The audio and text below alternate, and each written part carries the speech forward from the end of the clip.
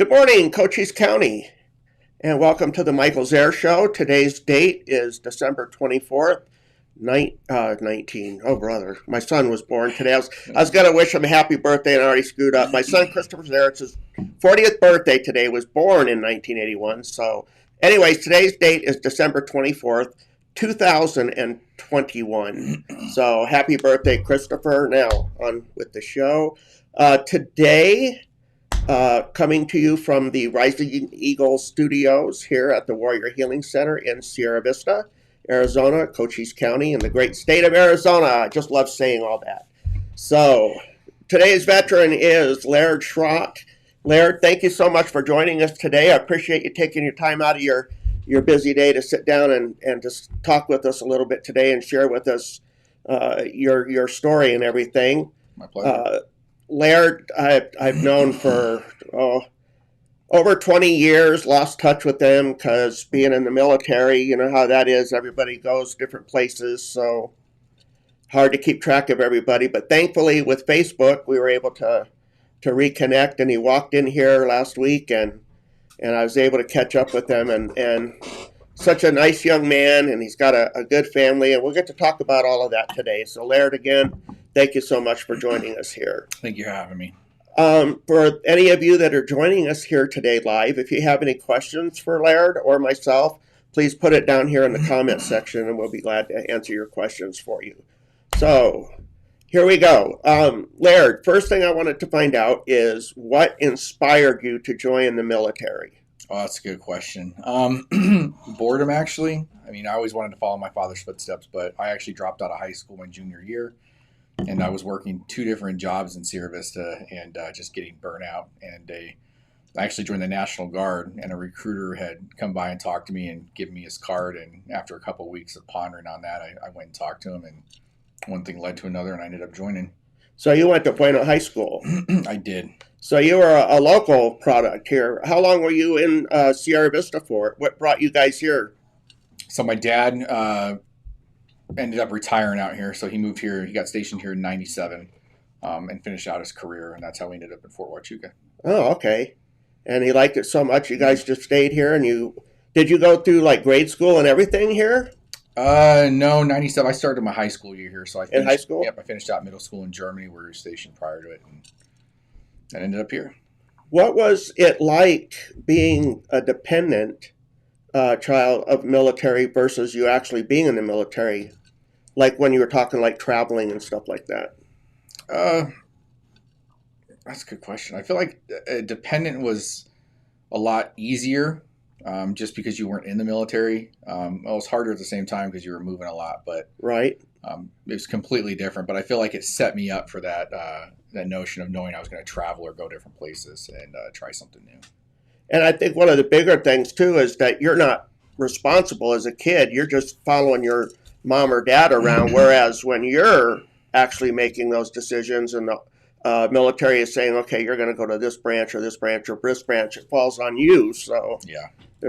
What branch were you in when you joined? So I joined the Army Guard, the Arizona National Guard. Okay. And that was in May of 2000. In 2000. Yep. And that was after, trying to think, that was right, obviously before 9/11, but it was, so that would have been before. I'm trying to remember when Desert Storm and all that stuff was and what year it was. Desert Storm was 91, I believe. It was. Yep. So it was 10 years later. Okay. It's so weird because time just flies so quickly, and without having all the dates and the occupations and everything that were down there, it was kind of hard to keep track of all that. So you go in 2000, and where did you go for basic training? So basic, I actually, two different places. I was sent to Fort Jackson, South Carolina, and I left in the end of June is when they sent me out. It was completely full. There was 1 million people there waiting to get into basic training. And I woke up one morning, they said, pack your stuff, get on a bus. And there was like 6 buses, and it was all dudes. And we woke up. We went to sleep, and we woke up who knows how long later, and we were going through the gates to Fort Knox, Kentucky.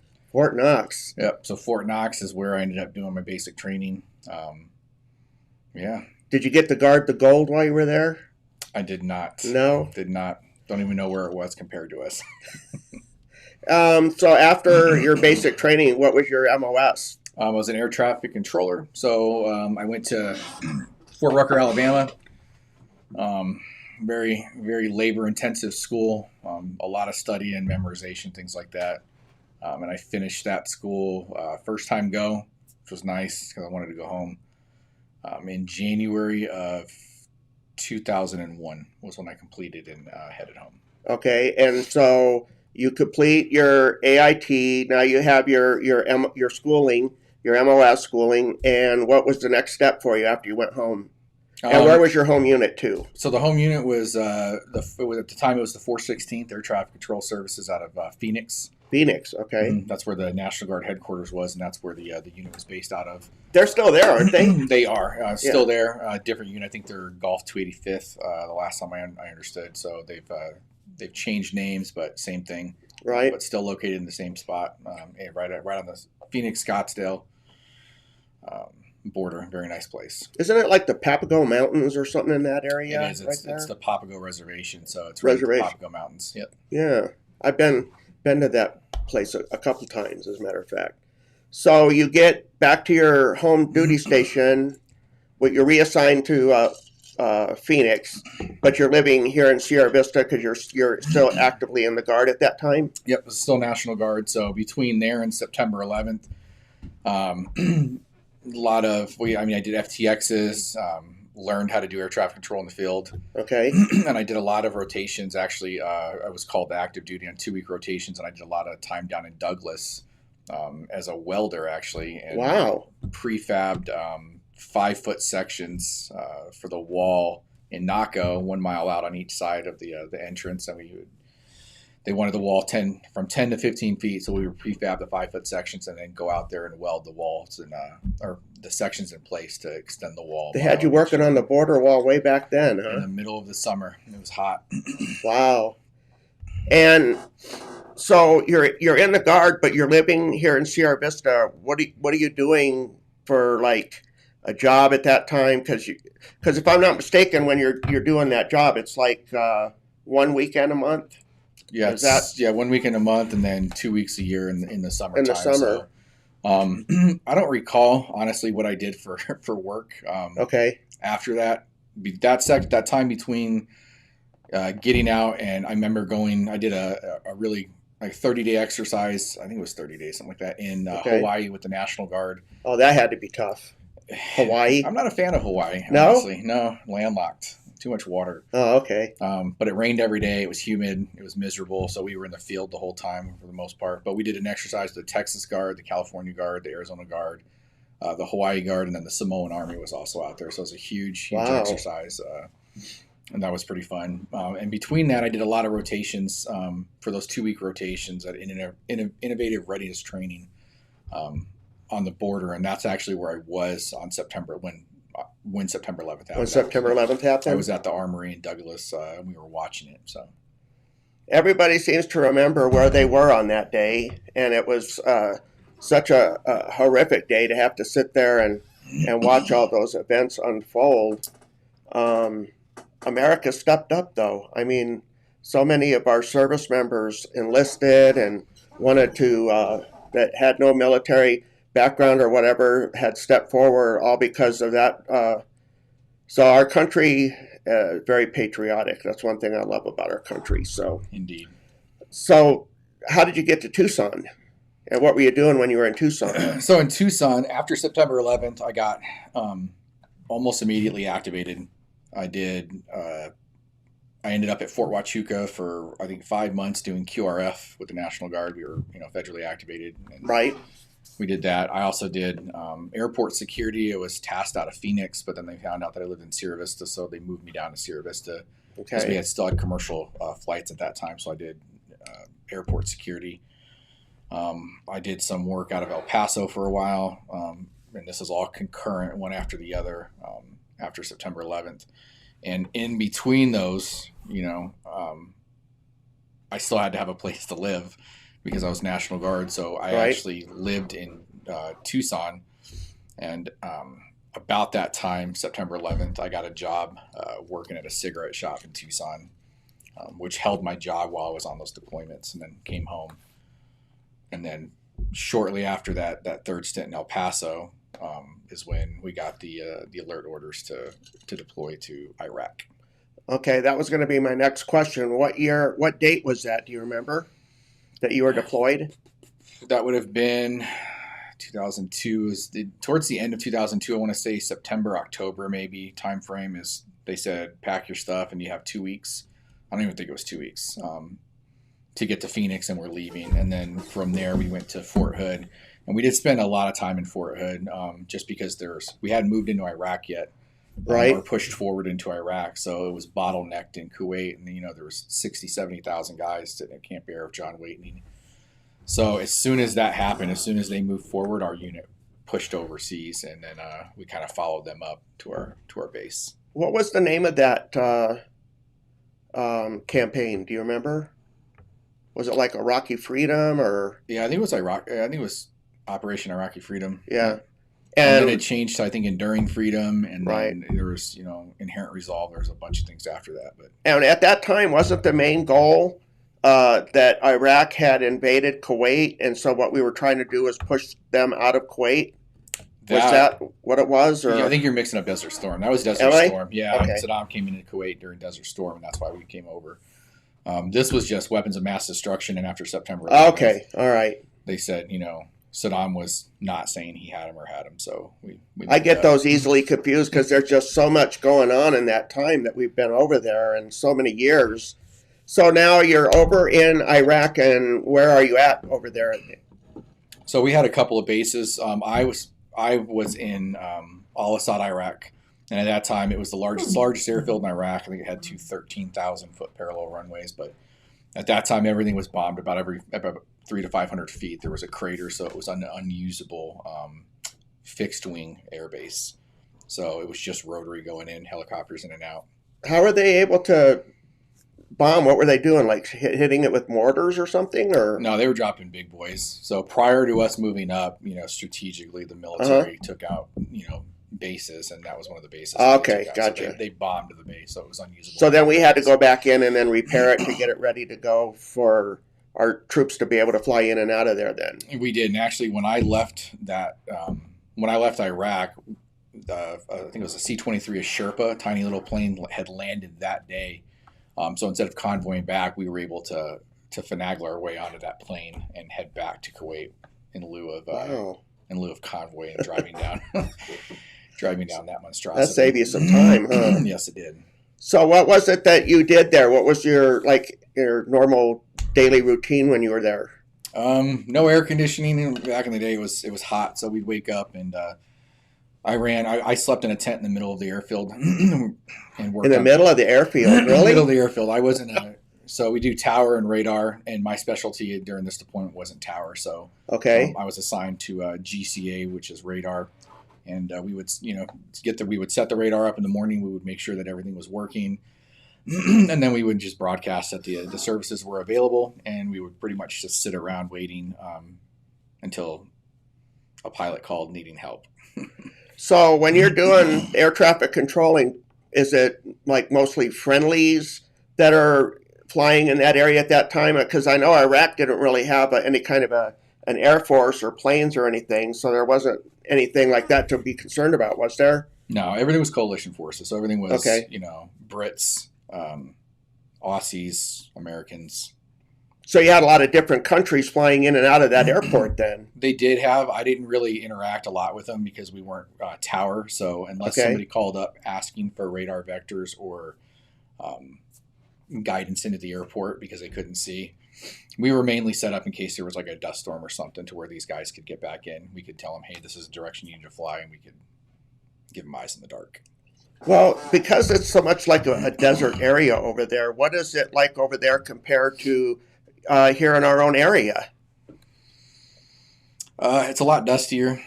Everything out there is flat. There's no vegetation. It's like a dry Saharan desert was where we were. It was just moon dust. You'd step and it was just powder. Oh, wow. It was very hot. I have pictures, in the shade, 125 degrees. Wow. The books would melt. You'd read a book back, and the books would literally just fall out of out of the spine. Just, the glue would melt. It's just so hot, so hot. Wow. I'm just trying to imagine what that would be like over there, because here we always think that we're at like a 5,000 feet elevation too, and I don't know what the elevation is over there, but 125 degrees.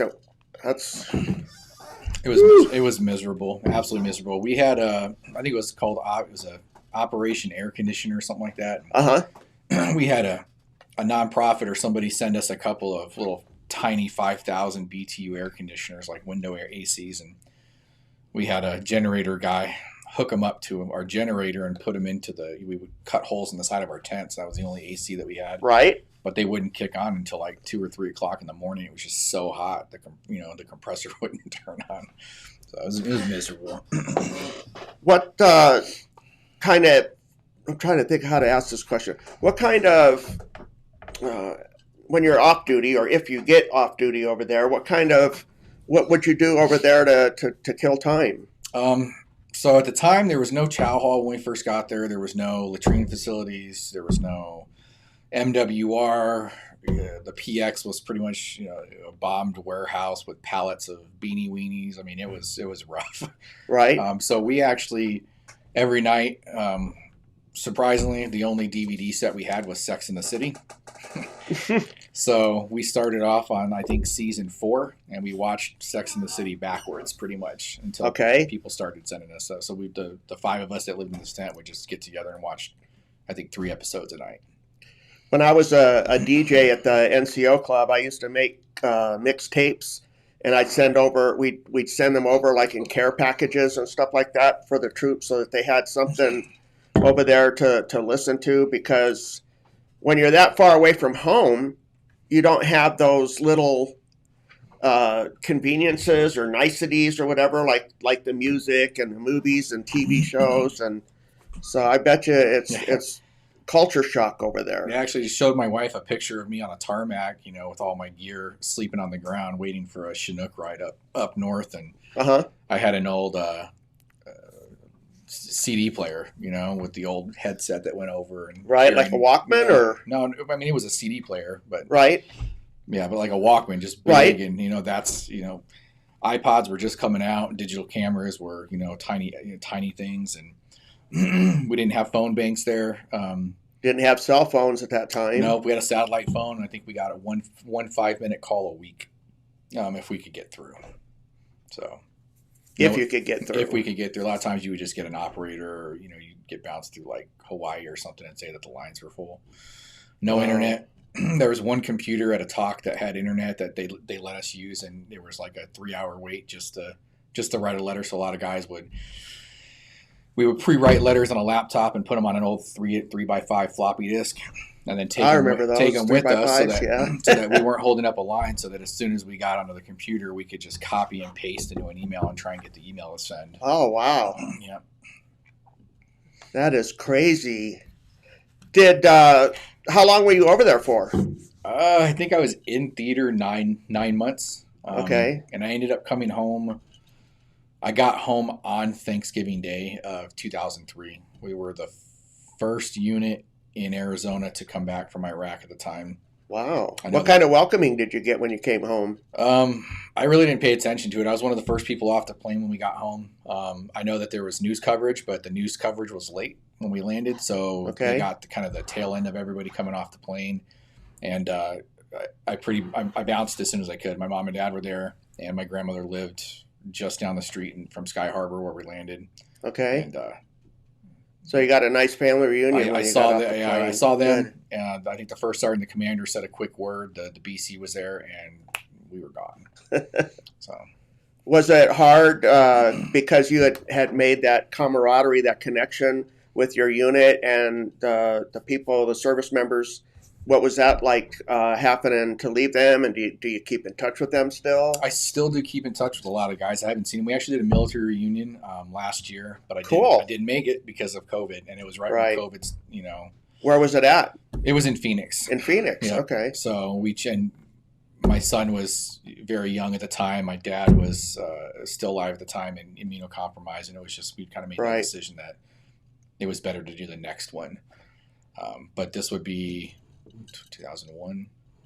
We're coming up. Yeah, this is pretty much the 20-year anniversary of our deployment. So, well, if you have any friends that you served with that are on Facebook that might see this interview and you want to give them a shout out, now would be a good time to do that.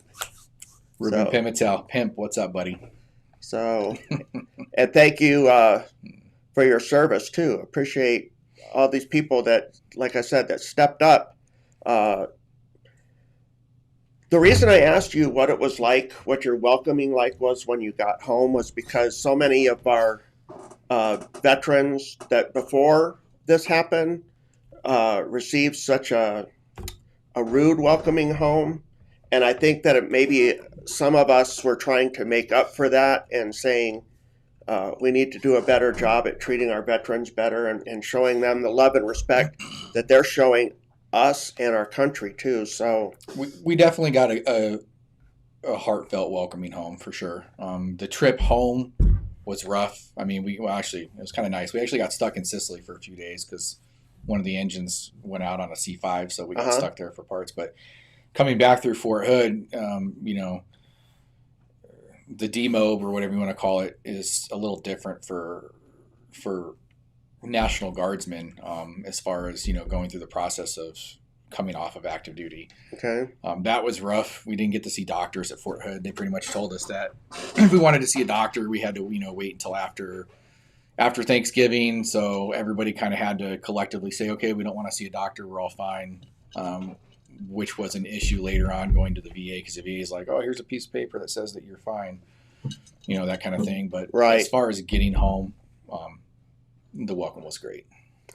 Well, after you got home, and did you have to redeploy or anything like that? Or was that your only time over there? That was my only time over with the military.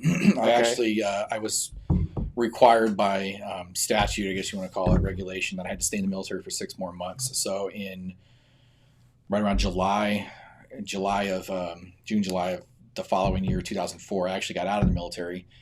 And then 2 years later, went back into the National Guard for about 3 more years, joined the military again. But in that time frame, there was no deployments overseas. Well, what I wanted to ask you, too, because I'm still not quite sure I understand it, when you're in the Guard, so when you get activated, does that mean that you're still in a Guard status? Or when you're activated, does that mean like you're just like regular Army? I mean, how does that work? So when you get activated, there's 2 activations. There's Title 30, so you belong to the governor. Okay. While you're at home, the president has nothing to do with you. Okay. So if you get activated as Title 32, then you fall under the governor, and that would be like a state activation for something. Title 10 would be like you are being called up to regular Army. Okay. You're federally activated, and you fall under the orders of the President of the United States. Does that answer your question? It does. Okay. Because I often wondered about that, and I have talked to quite a few people that have served both in the National Guard and the Reserve, and that's just one thing that I just never can kind of remember. So thank you for setting me straight on that. When you got home, what was your next step? What did you do next? When I got home, I took a lot of time off. I think I didn't work for probably 6 months. Okay. I just relaxed. I slept a lot. And I actually ended up going right back overseas about the time I got out of the Guard. I got a job at that time with KBR out of Houston, and I went overseas and did a year. Doing? At the time, a couple different things. I went over as a labor foreman, so Okay. I just kind of supervised Iraqis do different tasks, cleaning out canals, garbage cleanup, things like that. And then I did procurement. I worked in an office doing work orders. Pretty much wherever they needed me is where I kind of floated around to. Did you go back over there as a contractor then? That was a contractor. That was us as a And then you went over there. Was that one of the efforts, like trying to help rebuild the country at that time, or? I wouldn't necessarily say it's trying to rebuild the country. It's just, there's contractors everywhere you go. So Right. That just kind of fell into my lap, and it was a nice paycheck. So I chose to do that. And you were there for how long? About a year. And then what did you do? Then I came home and ended up I bartended at the VFW for a while. I did a lot of Okay. stuff at the VFW back then. Volunteer coordinator, things like that. Bartended. Was that Post 52 here in Sierra Vista, or? That's the American Legion. So this is. Oh, that's right, American Legion. I'm sorry. I Not- get Okay, so 9972. 9972. Yep, that's who I belong to. Okay. They actually paid for my life membership when I was in theater. Wow. Yeah, my dad actually sent me a free drink chip for a beer or whiskey, and my life membership card over there. And surprisingly, when I came home, I wasn't even 21, and I was a life member of the VFW, and I had to wait 3 months to drink alcohol at the post. I need to get somebody from the VFW in here and interview them, because I've had the American Legion and the DAB and a lot of these different service organizations, and not the VFW. And I'd love to give them like to promote them and give them some airtime. And so VFW, dummy, not Post 52's American. Oh, God, I can't believe I did that. That's all good. They all do the same thing. Yeah, I know. But take on it. So you're back in Sierra Vista and you're bartending. You're kind of floating around. Then what's next? What happens next? I did a lot of stuff. It was really hard after that year. I came back, and almost every job that I applied for was the same thing. You're either overqualified or not qualified. So I had a hard time finding a job. I ended up moving back to Tucson, and I worked for UPS at their customer service center, at a call center. I also did 411. So if you dialed, directory assistance on your phone, I was the guy that answered and would connect you wherever you needed to. Did a couple of those, and then I ended up went back into the military, went back in the National Guard in 2006. Got put back on active duty, and I was going through what's called a CTO, or a tower training, getting an FAA certification at a control tower in Picacho Peak. Okay. During that time, and then in that time frame, I actually got offered another job overseas as a contractor, making a lot of money again. And my unit said, "Yeah, go ahead and go back overseas. We don't really need you right now. We're not going to deploy." So I went back overseas for almost a year at that time, doing a tool room attendant. So I ran a warehouse pretty much, again with KBR, same people. Okay.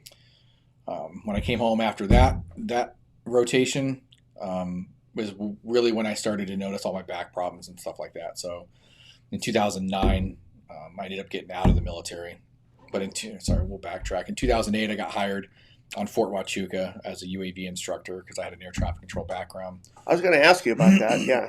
So I did go through the training program on Fort Huachuca as a civilian, and went into the instructor side. Ended up teaching there 3 years. And during that time frame, I was still in the National Guard. I actually got out of the military because of my back problems. So you could fly a drone then, huh? I can fly a drone. That's so cool. I had another service member I interviewed that did that, and quite a few interesting stories about that. I was going to ask, to lead into my next question, how you got your love for aviation and piloting, because when you and I were talking last week, you were telling me about how you had a pilot's license, and I thought that was pretty interesting. I do. So my both my grandfathers flew airplanes, actually. And my dad used to tell me stories about his dad taking him up in a Piper Cub back in the day.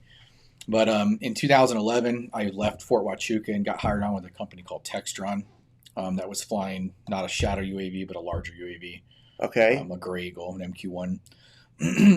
Part of the requirements for that was to have a pilot's license. So the company actually paid for me to go to flight school.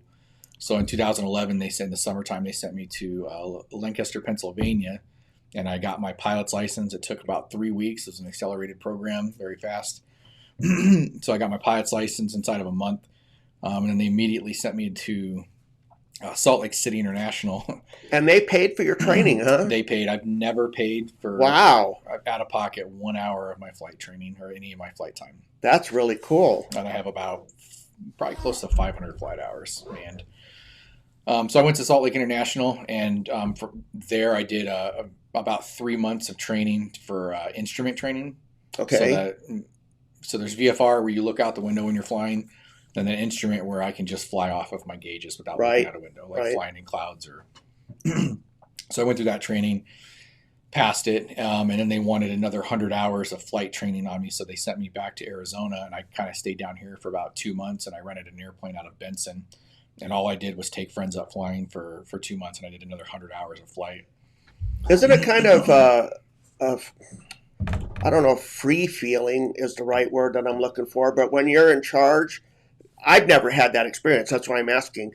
You're piloting the small aircraft. You're in charge of it. You're in control and everything. I mean, isn't that kind of a, I don't know. It's just like a feeling a lot of us will never be able to experience. Yeah, it's a rush. I mean, it's really hard to explain. I guess like the first time you get your driver's license and you get to drive a car by yourself. That I can relate to. That feeling, that's the feeling when somebody gives you the keys to an airplane and says, hey, go fly for the first time. I was the guy, stupid. I was taking selfies and, telling people I was flying an airplane by myself for the first time. But yeah, it's nice to be in charge. And, you definitely have to know what you're doing in an airplane a lot more than like driving a car. Right. What was it like the first time you soloed? Oh, it was great. It was fun. Actually, it wasn't terrifying, huh? No, but I don't really think that I was ready for a solo. I think I had like 3.5 or 4 hours of flight at that time, and it was still the first week. And the guy's like, "All right, go ahead and go." So I had the basics. I knew radio navigation. I knew the plane. I knew how to take off and land. But right, I got absolutely confused up there of where I was. I didn't have a glass cockpit, so it was old school, just needles pointing directions. Today there's a glass cockpit like a computer screen with GPS that shows everything. That wasn't the type of plane I was flying, so I actually got lost for a minute and had to get my orientation, figure out where I was to fly back. But it was fun. How did you meet your wife? Yeah, it's a funny story. So I knew my wife in high school. Okay. Always had the hots for her. Always did. When I was in Utah, I was dating a girl and we broke up. And I actually came back for a drinking bender. One of my friends took me out just to get me drunk, take my mind off it. And we ended up that evening at Buffalo Wild Wings. And she was at the bar where I was sitting. We ended up sitting right next to each other and reconnecting. And that's when we started talking. And the rest is history. And you got married when? Under a year later. So that was probably November of 2012, and we got married in. Yeah, no, it was a year later. We got November 30th, so right around a year. We got married in November the next year. Okay, you got married November 30th? November 30th in her mom's backyard in Sierra Vista. Wow. And how many children do you have? We have 2 kids now. 2 kids, boy and a girl. Boy and a girl. We have a son that just turned 3 this month, and our daughter just turned 5 months a couple days ago. Wow. So what are you doing nowadays to pass the time? I mean, you're a dad, so I know that your kids keep your hands quite busy and take up a lot of your time. What else do you do? I really don't do a lot. I haven't drank in a while. I used to drink, my wife and I love going out to breweries and things like that. Since having kids and coming back, everything is kind of just, done this. Our world is this and not this anymore. Right. Kids do take up a lot of our time. I stopped working. I retired 2 years ago.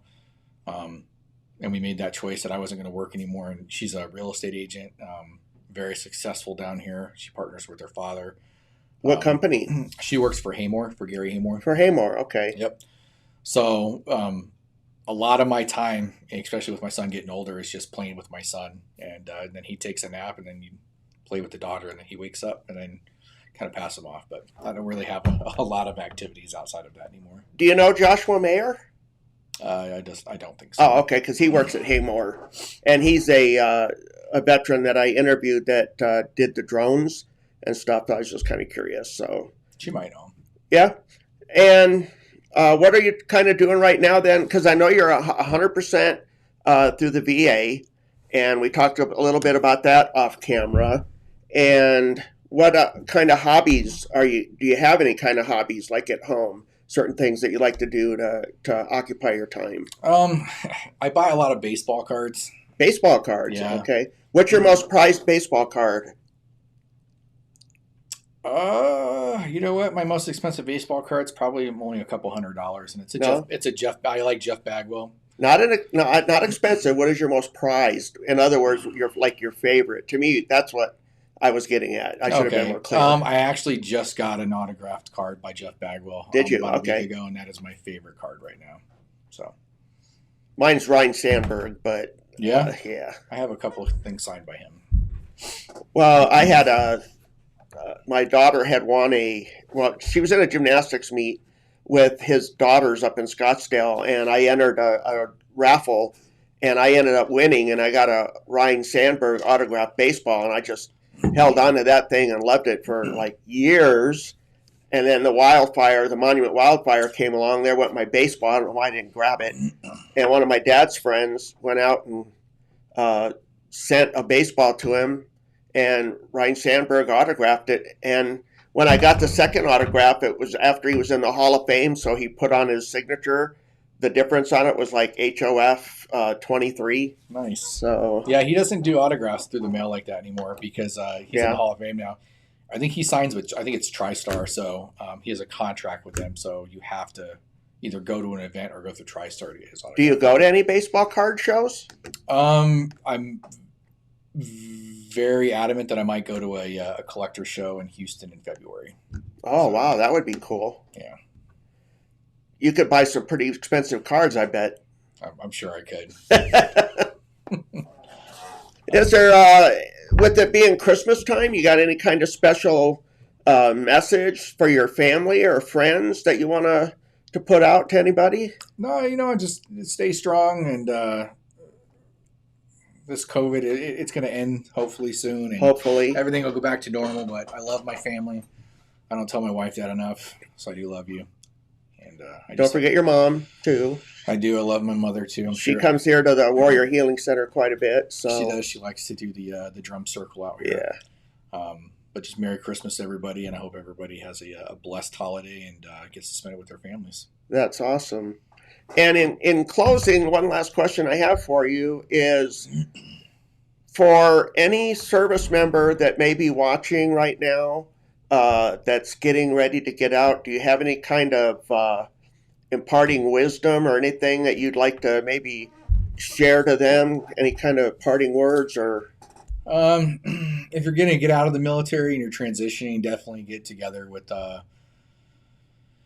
service officer. I know that's something that they offer now. They didn't offer it when I was getting out of the military, so it took like 15 years before I started that process of getting the VA benefits. But definitely talk to a VSO and drop a packet for any disabilities that you might be approved for, and join an organization like the DAV, the Legion, AMVETS, VFW, something like that, and get involved with your community and help other veterans.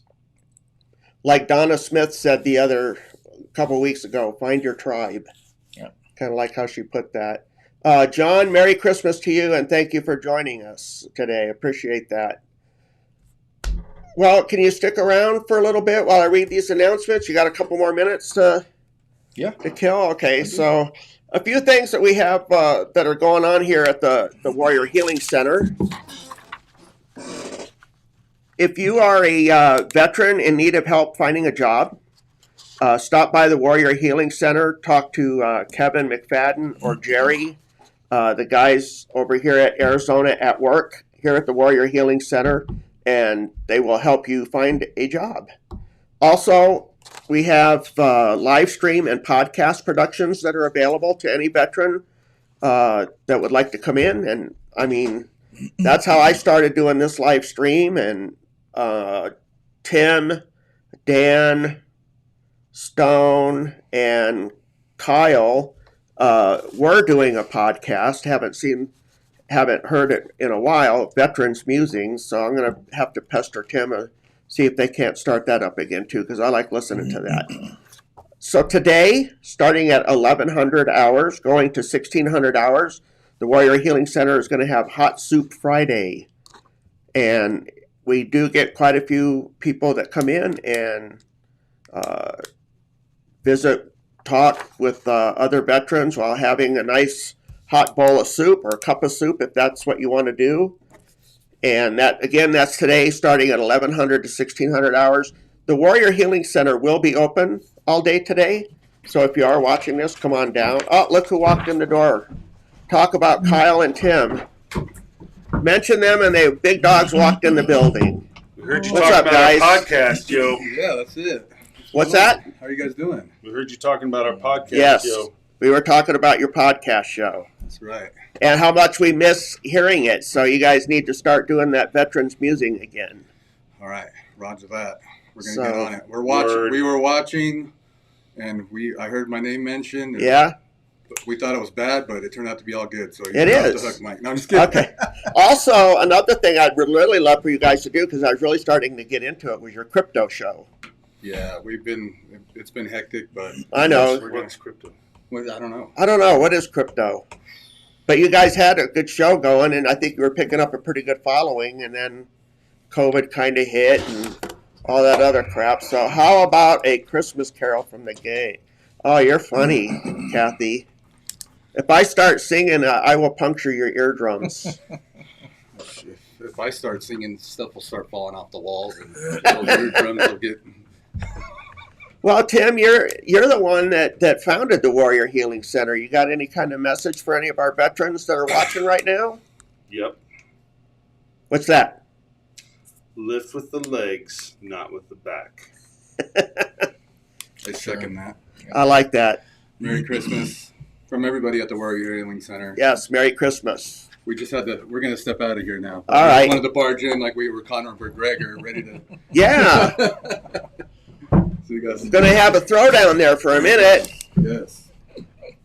And I'll find some time to get in with you, Mike. I would appreciate that, Kyle. Thank you. Those guys are great. They really are. Also, on Mondays, and they will be having it this Monday, at 0900 to 1000 hours is the Marine Corps League breakfast, and that takes place at the Landmark Cafe. Marines will meet and have coffee and talk about old war stories and have some good old camaraderie. For information, please call 520-456-5720. Also on Monday, starting at 17:30, we have the 5 Treasures of Qigong. And on Tuesday, December 28th, we have the Thunder Mountain detachment of the MCL monthly meeting right here at the Warrior Healing Center. On Wednesday, December 29th, we have the Velo Vets group ride. They'll meet at Pueblo del Sol Country Club parking lot on Wednesday at 10:30 to 11:30. Finding the Way, the Warrior Healing Bible Study. And that will be here at the Warrior Healing Center's recreational room. So if you're looking to do a Bible study, I would recommend it. I think it would be great to come in and sit down and discuss the Bible with other veterans. And that's going to be this Wednesday, starting at 10:30. And it would be a great way to start off the new year. I know I'm going to be doing something similar to that with the Catholic podcast that they're doing. It's called the Bible in a Year, where they have a podcast where they do Bible study every single day. Flutes for Vets Circle, that's going to be meeting on Thursday, December 30th, starting at 1700 hours. And then we got Hot Soup Friday again next week. And the Warrior Healing Center will be here next week, just so you know, New Year's Eve day. And lastly, if you are a veteran and you are free for the Christmas holidays tomorrow, you're not have any plans and you're just kind of sitting at home wondering what I should do, I got an idea that is right for you.